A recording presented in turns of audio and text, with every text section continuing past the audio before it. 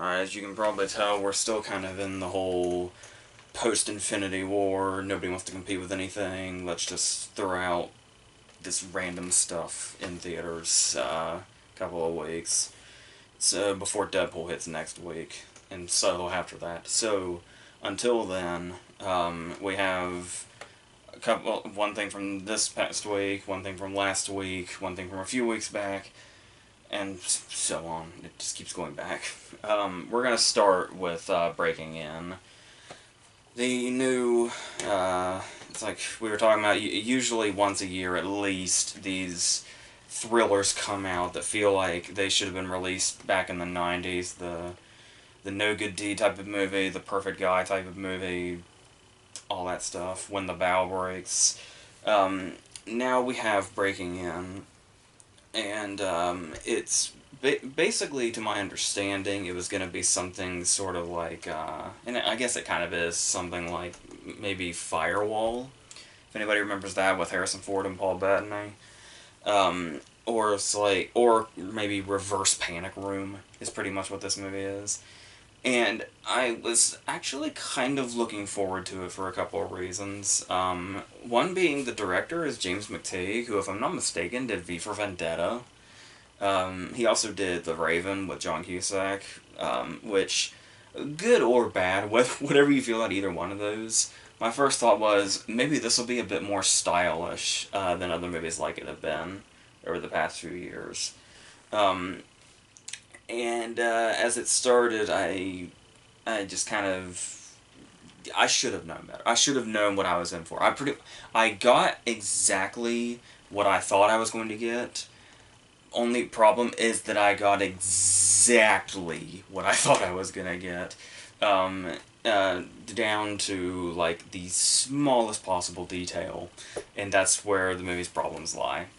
So, what it comes down to is, when we start off, there's obviously our opening, where an older dude is mysteriously killed when he's hit by a car, which at first seems like an accident until we learn very quickly that it wasn't. A very... Oh, you can't tell if it's the sloppiest assassination you've ever seen or the most meticulous. It's one of those things. But then we jump forward, and his daughter, Gabrielle Union, is going to his house with her two children to do something. I saw it earlier today, and some of the details are already fuzzy, because that's how forgettable it ends up being. Where, obviously, a fortune is hidden, so Billy Burke and his dudes really want that, and so it turns into the reverse panic room I was talking about, where they're inside the house, and she has to break in because they have the children behind all the security. I was not aware that that's what the setup was. I basically just assumed it was a home invasion movie, but, I mean, as far as, doing something that goes somewhat against expectations, that's as far as it goes. It tries as fast as it can to become exactly what you thought it was going to be. And you can sense, like, flaws in the writing pretty much from the get-go. And even if it seems like nitpicking, sometimes even the smallest things can seem like a symptom to, oh wow, the writing in this might actually suck. Like, we have, you can do something to switch up the characters just a little bit. We don't necessarily need the teenage daughter to be obsessed with her phone or hiding a boyfriend that makes her playlists. I almost said mixtapes. I went back a little too far. And we have the little brother whose sole job it is to make fun of his sister for having a boyfriend. And this, we could have had our opening credit sequence as the opening scene with her father running, but the movie really needs to pad its runtime. It's an hour 28, but this ride to the house is our opening credit sequence, not in fact the sequence that set it up like it was going to be the opening credit sequence, and so that kind of felt desperate at the start. And then talking about those nitpick things, like the small symptoms, the kid's name, the little brother's name is Glover. First, I thought that's a weird first name. Like, is he named after Danny? Is he named after Donald? And of course, to shorten it up a little bit, like you would, for the rest of the movie, he's called Glove. Once again, it might sound like I'm nitpicking a character's name, but not just because it's a fucking dumb name, but because it's like, you know what? I'll bet this is about as much effort as they put into the rest. And sure enough, the rest of the movie plays out.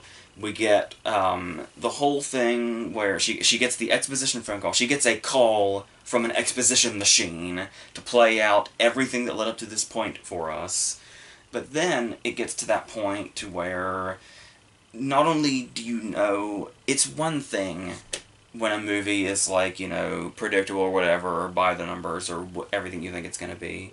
But it's kind of a whole other scenario when it does the cliche of playing out everything, kind of setting up everything so that you really know absolutely how everything is going to go. Because they have those little setups that they think they're being clever, and they think they're slyly sneaking in these things that are at the start that we know are going to come back later.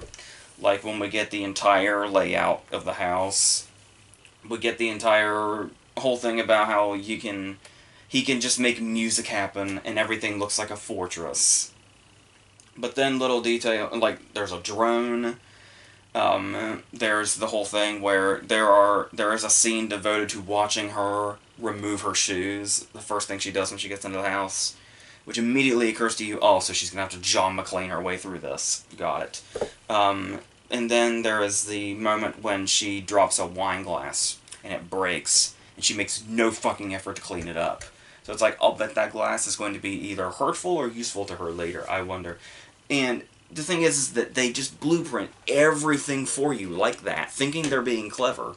But only problem is they're just continuing to detail every turn that you already knew, even without those clues, let alone with the clues. Now you know every damn thing up its sleeve at this point. But then here's the other issue, and I don't think this is something they were doing that was clever. I once again think this just falls on bad writing. And that is that after all this build-up and all this setup, fucking none of these things are as important as they seem. Because we've got, like take the shoe thing, for example. It's like you think that's going to cause obstacles for her, but then the first thing she does is find a dude to steal shoes from. But then the second she goes back into the house, she's still worried about the floor, I guess. I think it's the whole, oh, so they don't hear me stomping around and shit. But she just finds a way to put them back on again anyway. So it's like, I think they think they're doing some kind of clever detail here, but there's so much focus on this detail that is pointless. It really doesn't matter whether she has them or not. And then the wine glass thing actually comes into play like maybe 3 minutes after it's set up. And it's like, that's as far as their sly little, we're gonna maneuver, this thing in here, and oh, it might be useful later. And that's as far as it goes. So, it's, but still, even though, being the type of person that kind of finds some guilty pleasure in these movies, especially the ones that came out, like, back in the day or whatever, I was still gonna give it a go anyway. So we have our villain, who is Billy Burke, who is, he's a really good actor, but at the same time, the thing that really makes it work, that makes him work in this role, is that as good of an actor as he is, he also weirdly seems so well suited for this type of character in this type of movie. And he actually plays the character quite well, unlike the dudes playing the dudes that work for him. Because he's believably, like, kind of smooth in a way to where there are moments where he has to, like, improvise on the spot after a situation is basically handed to him out of his control. And he actually makes the character believable without he's able to kind of think on his feet and get in and out of situations and stuff like that. I think there's one moment where he feels awfully watered down by the PG-13 rating, because he's like this big bad dude. They play him up as this big bad dude, and then he's yelling at one of his dudes, and he tells him to do as you're freaking told. And it's one of those cases where I don't, I don't think a rating matters that much in regards to the quality of a movie and in regards to what you can do in it. But there are some times where it stands out a little bit. It's like you can tell they're waiting to use their F-bomb, I guess. Even though they could have afforded 2 or 3. Just those things after a while will start to bother you as it just becomes so... Like I said, you even know...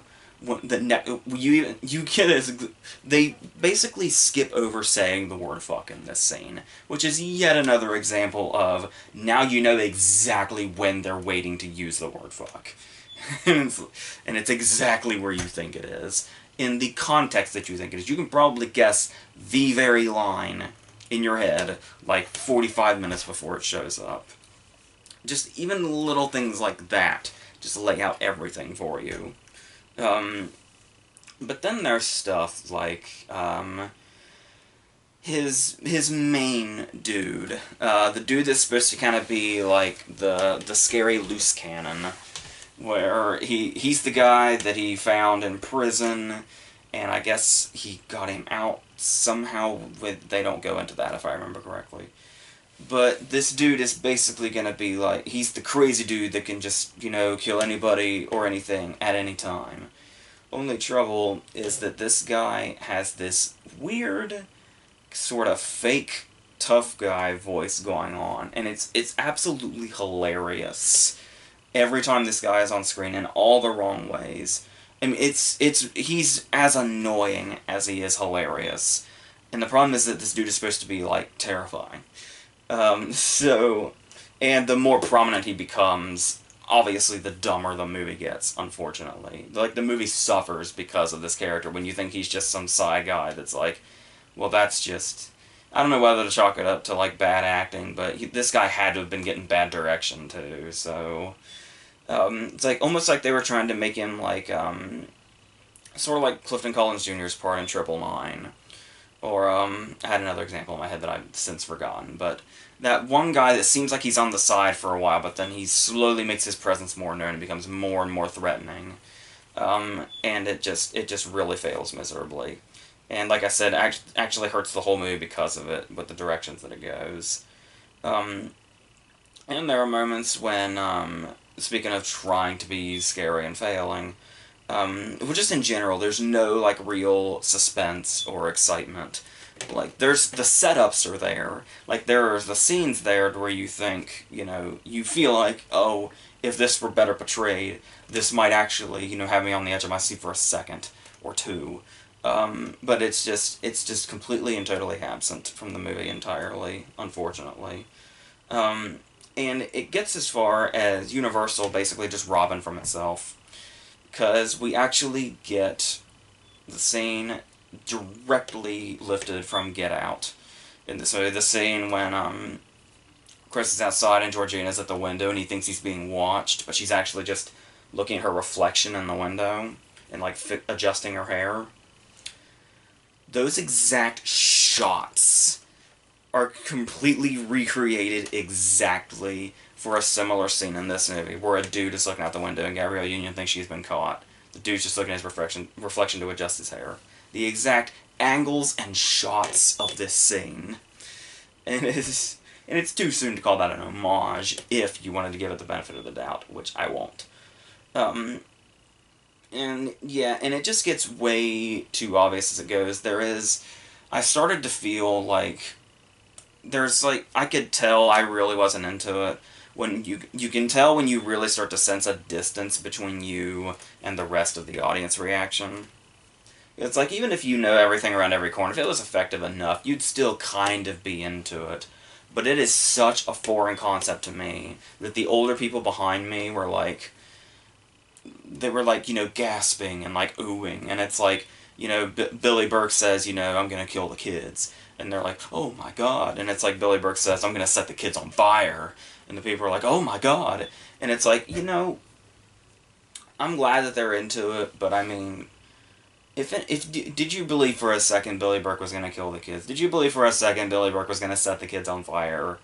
I think not. For people that you know, have seen movies like this at least once. But so like I said, once you start to feel that distance, if you hear people reacting that way, and it's like, it just is so foreign to me that somebody could react that way to this movie, that's when you kind of know that you're not going to get into it no matter how long it goes. So, yeah, that's... if there's one thing I was trying to commend it for, it's the one thing I was kind of worried that was going to happen, and it actually didn't really, and that was, when you like movies like this and you find a guilty pleasure in them, typically it's because of their simplicity, to where it's exactly what they look like they're going to be, and there's, like, nothing else. And sometimes, like, that's commendable, like, this movie didn't needlessly complicate itself. Like, I somewhat in the back of my head thought it might find a way somehow to overly complicate itself. But they did avoid that, and they did keep up with that simplicity. Only trouble, and that's usually what I would be all over with this, is it's like you just kind of stuck to it and you just kind of did. But there's no real... It doesn't feel like there's a particularly tongue-in-cheek way about it, like there kind of is with some of these that have come out lately, like The Perfect Guy. The Perfect Guy felt pretty tongue-in-cheek about what it was doing, while also being pretty effective and surprising in some cases. But here, it's just all kind of missing, and it all just kind of amounts to, you know, we all know where this is going, and it's like, and I can see people getting really frustrated because it's one of those movies where it's like, it seems to be intentionally ignoring the obvious solutions to her problems for the sake of its concept and sticking to that. And that's not really the kind of thing that bothers me too much in movies like this, because it's really just kind of expected. Especially if it really wants to stick with its concept and not, you know, kind of cancel out these seemingly easy ways out. That just kind of conveniently... It's convenient to them whether or not it's actually useful or not. So, yeah. Second movie is going to be Tully, Jason Reitman's new movie with Charlize Theron after they did Young Adult together 7 years ago. That's not to be confused with the Julianne Nicholson indie movie from like 2000 or so. This one, not related whatsoever, but that one's more like, it was kind of at that indie scene, and like, I think it's exactly the year 2000. But this one has a lot more going on in it, so this one is much more recommended than that. And as it starts, I wasn't really quite sure what the exact plot was, or if there was one, apart from Charlize has a bunch of kids and she's having problems with that. But she's actually pregnant at the start and dealing with that, while also just kind of dealing with all the other things coming at her. So it's like, so is it kind of Jason Reitman meshing Young Adult with Juno? And then I kind of started to worry, because it's like, is this just going to be... Jason Reitman realized that he's had some misses lately, to say the least. So is his solution for a comeback to basically just do two movies he already did very well and put them together? But there is a lot more to it than that. So she's dealing with her son, who has, as far as we know, unidentified behavioral problems. And then she's got another daughter, and Ron Livingston is very distant, always playing his video games or working, and just basically being overwhelmed by anything and everything. And the way Reitman actually plays these scenes before the plot really takes off is where a big strength of the movie comes off. I wasn't quite sure at first. Like, the opening credit sequence kind of was just odd in an off-putting way to me, and the scene that followed. But then as it went on, and we really got to see Charlize's performance on top of that, start to bring everything together. Like, it's to the point to where I didn't realize the whole nanny plot that this movie has. But I feel like Charlize and the way Reitman put these scenes together, I guess you could also credit Diablo Cody's writing to an extent, that her trying to refrain from going crazy, just taking care of things by herself, probably could have worked as a movie by itself, depending on the directions they went. Obviously, that's a massive hypothetical situation, so it's really hard to tell exactly where that would go, given that this movie has some things up its sleeve. But yeah, that's a good strong start in regard. If we can get to that point to where this little introduction here, that's probably the first 20 minutes of the movie or so, works as a standalone before the plot actually starts coming into play. So there's and there's these little details also in there to where it's like where there's things about her character that she kind of brings out, not just in the performance itself, but the details that have been written in, like the fact that she seems to keep forgetting that she's pregnant and she has to be reminded a couple of times. Or just the way she interacts with people, like Dallas. Like, Dallas, who we know nothing about, and whose job is to just stand there silently. But Charlize has this way of just saying his name makes the line funny.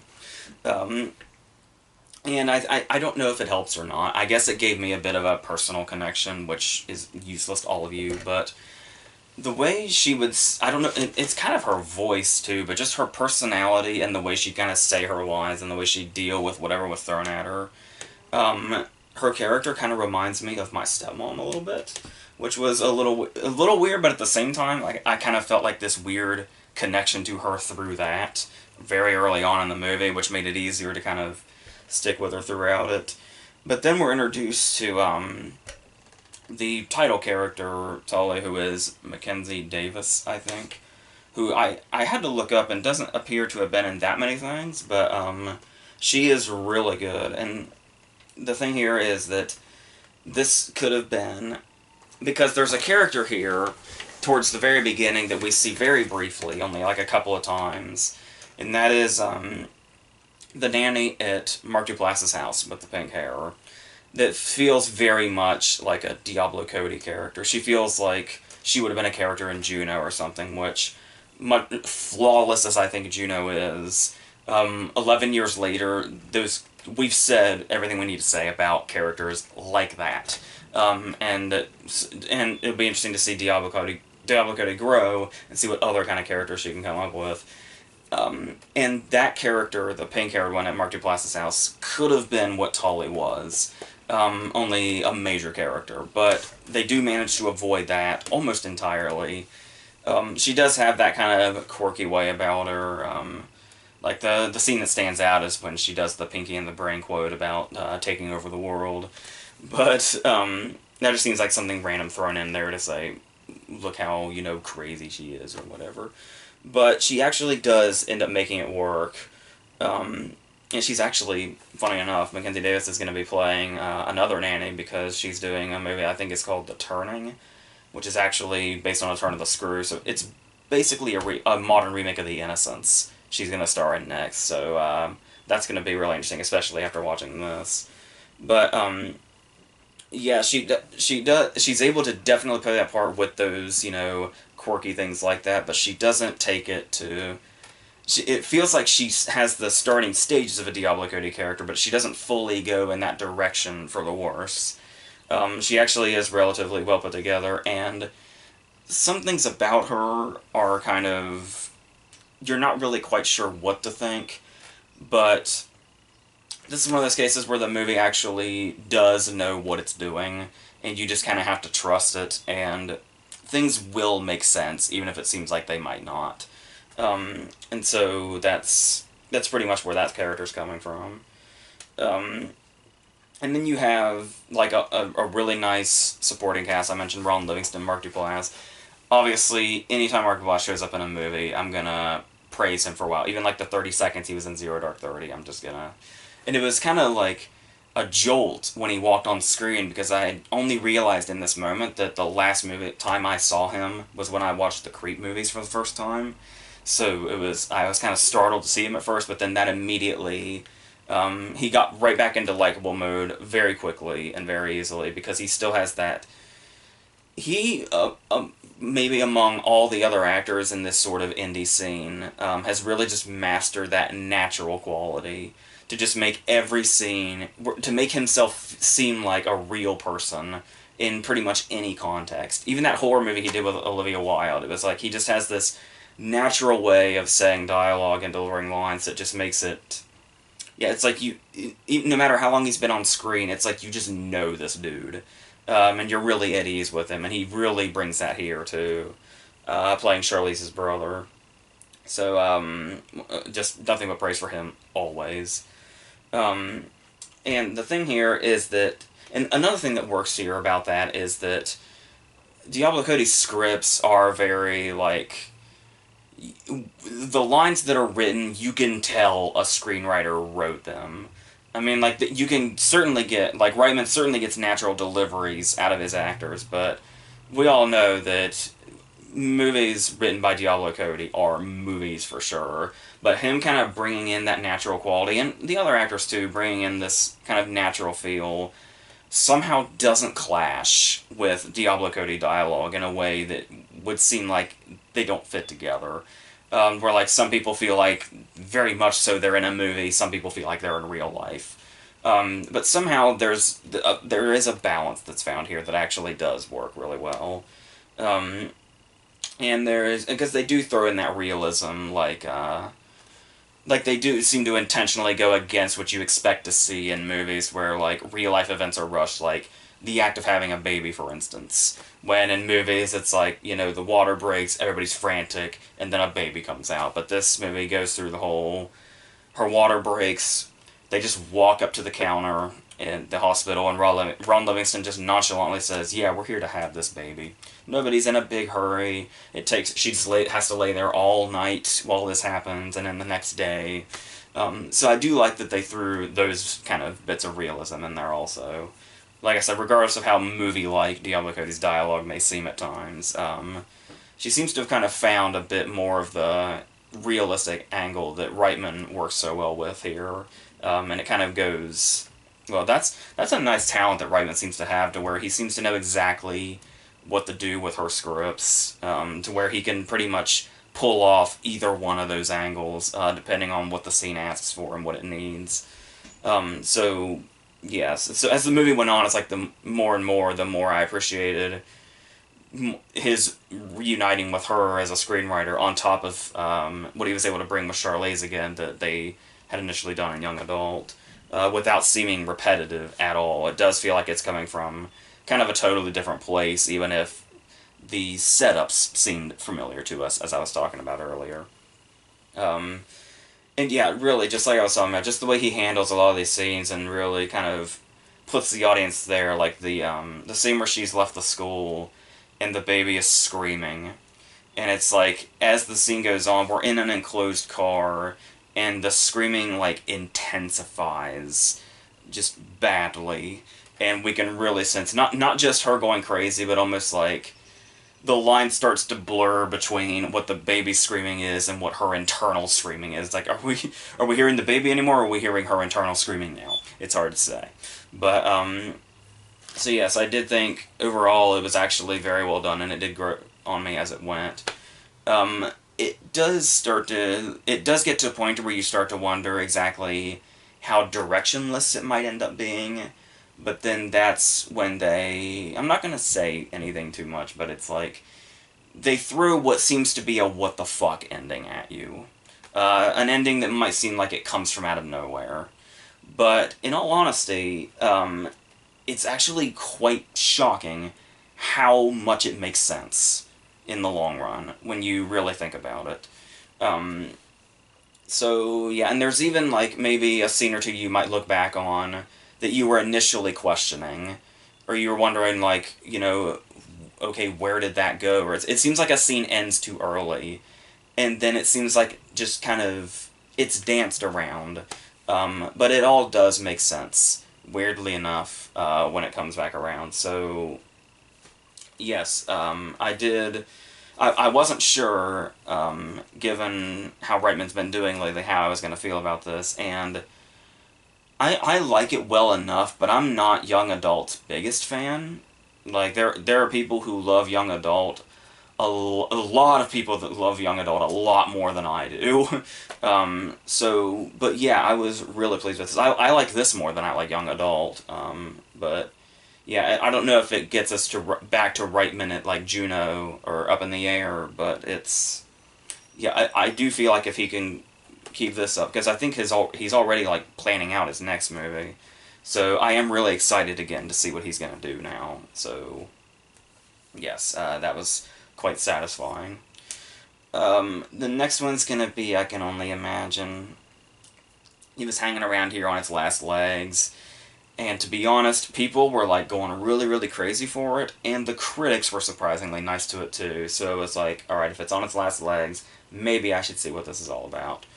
And of course, it is another true story. It's another faith-based movie, and it is based on, what is it, the best-selling Christian single of all time. It's literally a movie based on this song, basically. About this dude's relationship with his dad, his abusive dad, and how he found his dream and all that stuff. Weirdly enough, though, at the start I had to wonder if I was watching Super 8. Because we're apparently set in the 80s. Don't Bring Me Down is on the soundtrack. And the kid is riding his bike around. It's like, tonally, I have no idea what's going on right now. There's even a little joke at Dennis Quaid's expense when he drives by a movie marquee and Jaws 3 is playing. It's like, I'm sure Dennis Quaid really loved that, guys. So, yeah, and that's basically what it is. He grows up with, the beginning here, I have to, as you can see, it's the next movie.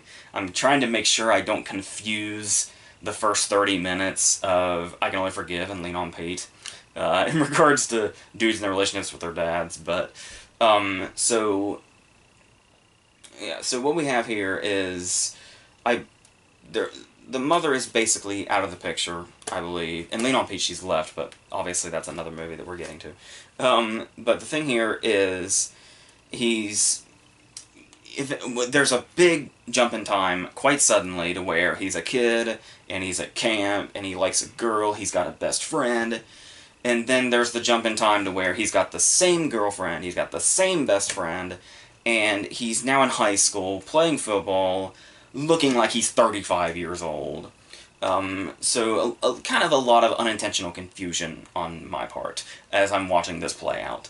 But the thing here is that this goes in, and he's one of those people where he walks into a room and he's just so charming that the classroom basically acts as his own personal laugh track.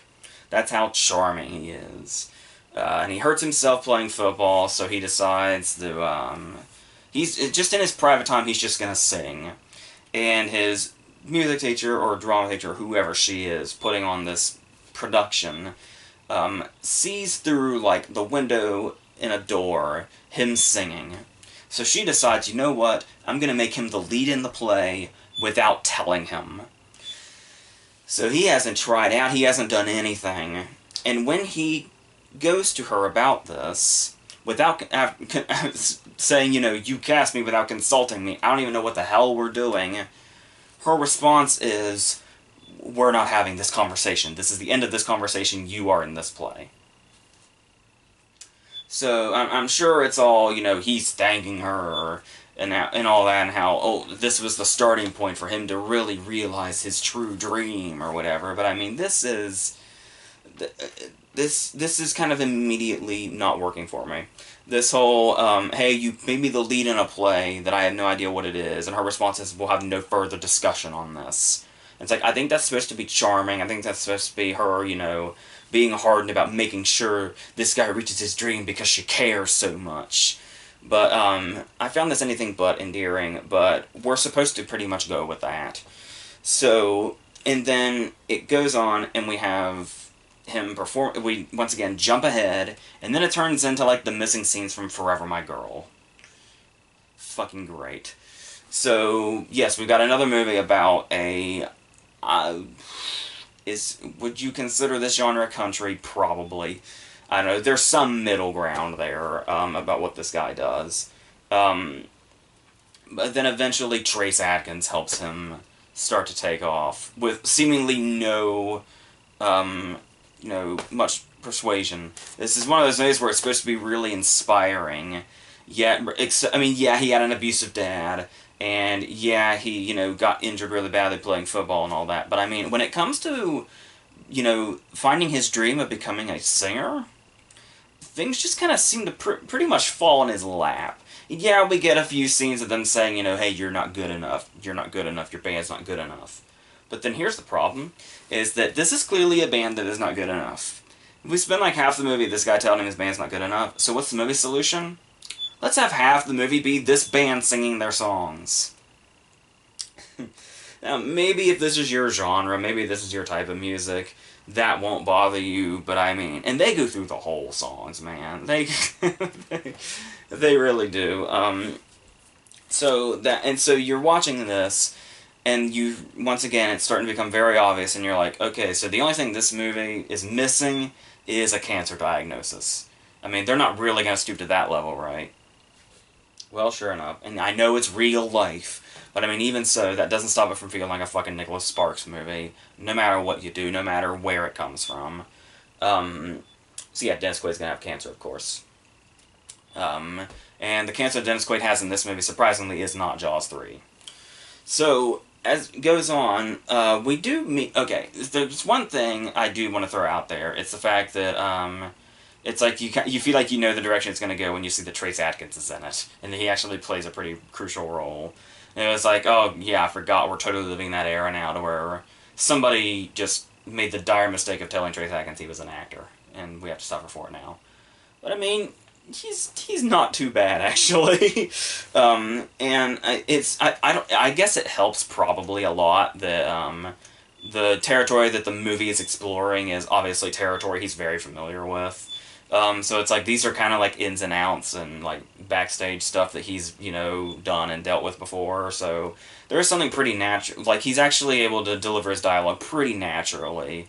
And it's like, so you get a sense that, yeah, this is a guy that's been through this kind of stuff before, so that probably helped immensely. So, honestly, it was probably actually a pretty good move casting somebody like him in this part. So, yeah, I take back what I was saying when I saw his name in the opening credits, because he's not bad here, and actually fits pretty well. Now, the problem that I have here, though, is talking about, and I'm not necessarily using the praise it got to judge the movie itself, but it did have me wondering and trying to figure out, and kind of trying to open my mind a little bit, to say, like, well, this feels very bland to me, and this feels like something we've seen a billion times before, so I'm trying to figure out what it is about this movie that's just really won people over, that others like it didn't really succeed at. Like I said, even the critics were taking to it, a lot of them. And it's got like a 70-something on Rotten Tomatoes. It's got like a 7.6 on IMDb, which I know IMDb isn't something to take seriously. But I mean, 7.6 is pretty high on there, no matter what's going on. So, it was like, there's gotta be something to this. But it just... The one thing that I could really think of that did stand out somewhat differently was the performances. Particularly Dennis Quaid and what he's doing, because... What's really nice about this is these movies have gotten recognizable faces before, but it always ends up wasting them, and you wonder what the hell they're doing in it apart from their paycheck. But this is a movie where Dennis Quaid does actually... He's playing a character that seems like he'd be one-dimensional, but he does actually get to act in it. Like, he gets some big scenes here and there that involve, like, real emotion. His character does... Like, the whole arc is that his character does a giant 180. So, from an acting standpoint and character standpoint, Dennis Quaid did have a lot to work with here, and it was nice to actually get to see him do that, and do it well. But as far as, like the main guy, for instance, the lead, that is kind of like... The thing is that you do want to sympathize for him, but it's mainly because of what's on paper. It's like, dude's got a dream, dude was abused. So it's like, on paper, we're supposed to pretty much just, you know, immediately be on board with him. But the territory, even, like I said, no matter if it's a true story or not, the territory just felt so familiar and so overplayed, that I just really could not find that connection, and it really didn't feel like... The actor, apparently he has, like, you know, stage roots and stuff like that, but I don't know, he just couldn't really do anything to bring anything unique to this type of character, or go beyond, like I said, that stuff that was written down. And it's like, yeah, we sympathize for him because, you know, he was abused and has a dream, but that's the script talking. Not so much this lead actor and any kind of charisma or personality he can bring. And I said, that's not but all that the songs are such a drag, and that we have to see all these play out. And yeah, it does pretty much just... everything feels... really... it feels as generic as the band. It's like, I think Trace Adkins even says that's the whole problem with the band, is that not only are they just not particularly great, they're too generic. And so it's like, the movie does suffer because that's true. But, yeah, and there's like maybe a more talented set of directors, not the guys that did Woodlawn or Mom's Night Out. I don't know how Sean Astin didn't end up in this, he must have been busy. But, yeah, they just don't do anything to feel like it's changing anything up. I still feel like I've seen this a shitload of times. I've seen any, dude that plays music has a dream movie, or a Nicholas Sparks Somebody's Dying movie. That's all I saw, and nothing really stood out. Like I said, it's nice to see Dennis Quaid get to actually act, and like I said, it is interesting to see the relationship between the two of them, especially since the father does such a huge turn. But then again, even so, it's a very last-minute turn. But like, if it had happened at like the halfway point, we might have had maybe some more interesting material here. But why do that when we can, play generic fucking songs for everybody? So... yeah, I really wasn't. I'm just, like I said, maybe it's because the music genre does nothing for me too. Probably is not helping anything. But, yeah, it just, I don't really see what the big deal was. But, like I said, I suppose it does feel slightly better than other movies of its kind. But still, didn't feel that much different to me. So now, kind of try to even out our confusion, our last movie is going to be Lean on Pete. This is a movie that's brought to us by the director that did 45 Years, the movie with Charlotte Rampling, she got her Oscar nomination for, and Weekend. So, which I believe was another one of those, like, gay-themed indie movies, that's kind of, in that era we've been talking about lately, with the release of Call Me By Your Name and stuff. And, yeah, I'm not really sure what to say. I feel like I've been saying this a lot lately, but, I'm not really sure what's a spoiler to talk about in this movie and what isn't, because,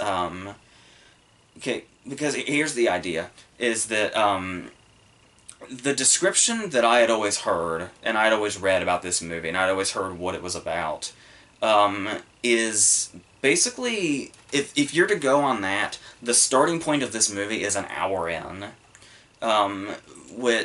so yeah, but really when we start off, it's this kid, Charlie, who is played by Charlie Plummer, who we saw in All the Money in the World, and his dad, who is Travis Fimmel, who is the guy, he was like the main guy in Warcraft, and I think he's like the guy on Vikings or something. And we start off kind of knowing their relationship, and this very kind of broke position they found themselves in, where his mom just up and left them high and dry by themselves, to basically fend for themselves. And they basically have to try to keep things in line while his dad partakes in reckless behavior. He partakes in reckless behavior, but the really interesting thing they do with this relationship is that it's not because he's uncaring. It just kind of, it's almost like he's just kind of naturally reckless, because it's just in his nature. But he really does care about Charlie, even if he doesn't make the best decisions or puts him in like indirect danger indirectly, but a little too close to it. And then Charlie basically has to start making his own decisions when his dad is taken out of commission.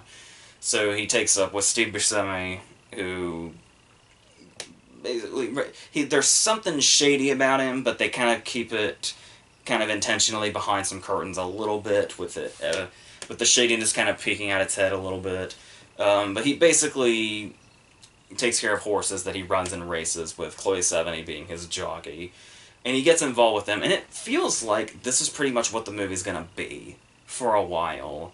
But then it basically, Charlie basically ends up on a journey, where it's one of those movies where he basically meets multiple people along the way to a certain destination. And yeah, and it's just kind of one of those things where there's something in the casting. Like, there's something kind of endearing when you know an actor so well, like when Charlotte's just kind of walking along, and we hear an off-screen voice say, like, damn it, fuck, cocksucker, or whatever. And it's like, all we hear is the voice and those words, and we just immediately think, well, there's Buscemi. So we have like opening credits, so we kind of know who to expect. It's just a matter of when to expect them.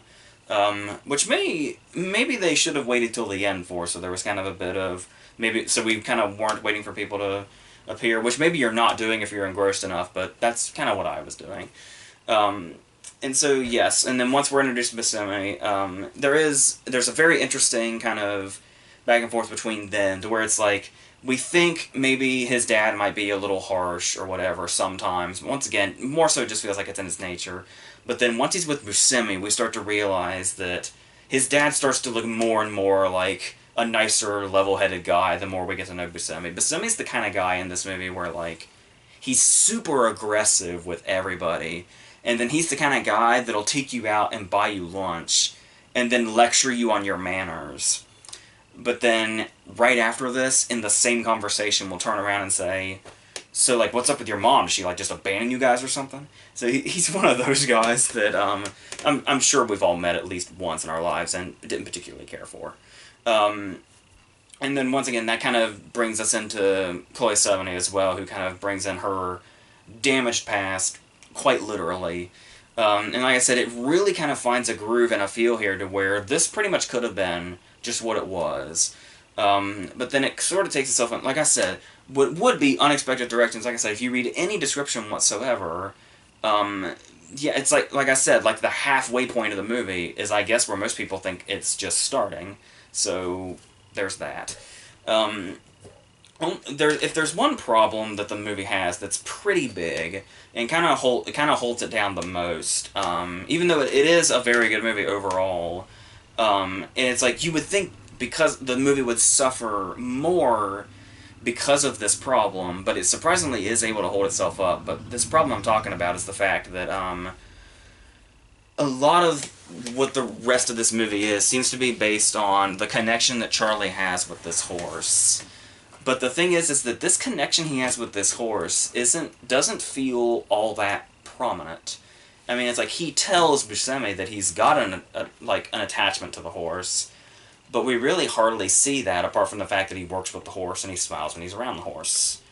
But that's about it. And yeah, I suppose there's only so much you can do to show this, but it does feel like, given the drastic decisions that Charlie makes in this, you'd feel like that connection he has with it would seem more prominent, and we kind of have more of a clear idea of where it comes from.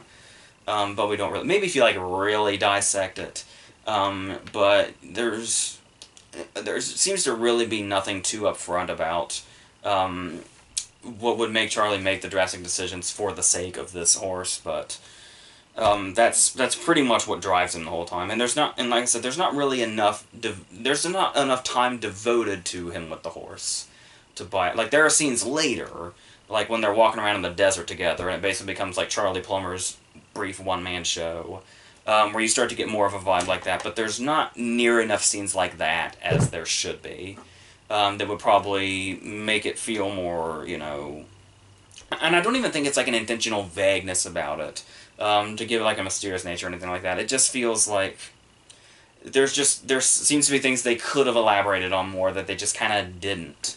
And I don't know if it's because they just wanted to fit more characters in, which apparently there were even more characters than there actually are, because I was reading that apparently Thomas Mann was a character in this, and he was cut out entirely.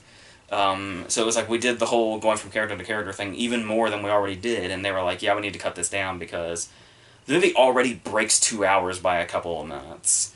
But weirdly enough, it does, even though it doesn't feel like it's always focusing on the things it probably should be, I did like that for the most part. Especially once it took, it does feel like it's kind of got a pacing problem in the start, like in the first 45 minutes, but once you kind of start to feel its groove, it doesn't feel its length, weirdly enough. And the way it tells, some of its things, like the relationship between him and his dad, the scenes with his dad seem to often be in these shots that are like, these one-take, not like gimmicky one-take shots, but like, Bergman or like Woody Allen one-take shots where the camera's just kind of in one place and the conversations just kind of happen. And it's like, it does kind of give them more of like a natural feel and more like they're in the moment. And it's like I said, sometimes they're there, but for the most part, it's particularly the scenes with his dad, to where it does give them more of a real and lived-in feel, which is nice without like really showing off its direction or anything like that. Or just these little details, like certain moments in timing, like when he's sitting outside with two guys and they're like all drinking beer, and there's just one moment. It really doesn't mean anything. It's just this one perfectly timed moment where all three of them drink at the same time, and it's just little things like that that you just kind of remember. Um, but then, yeah, but then also going on, because we're jumping around here, going on in the relationship where it feels like, it doesn't feel like his relationship with the horse was as explored as it could be.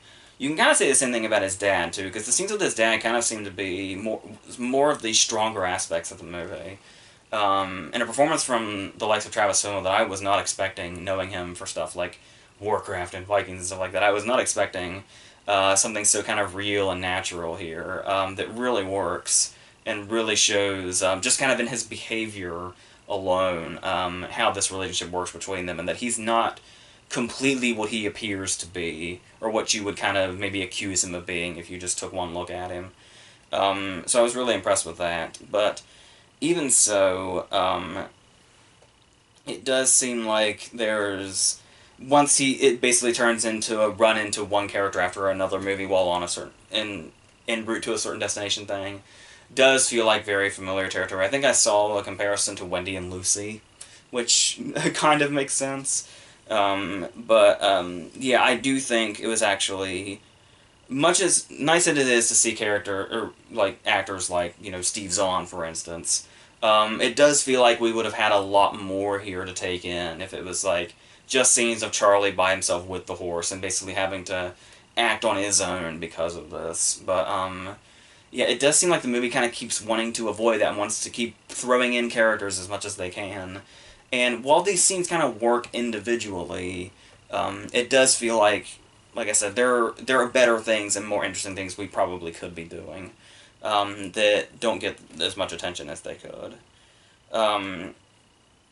But then there is also the use of locations, really kind of spices it up a little bit too. So there is that if you want to kind of throw it, you can kind of throw that in the direction too, the way they're kind of captured and all that. But in the feel of the feel of the scene themselves that are set in these locations, they actually bring to life pretty well. So yeah, that seemed kind of carefully put together, but for the most part, yeah, I do think it's very good, and I do think we've got some really great performances here.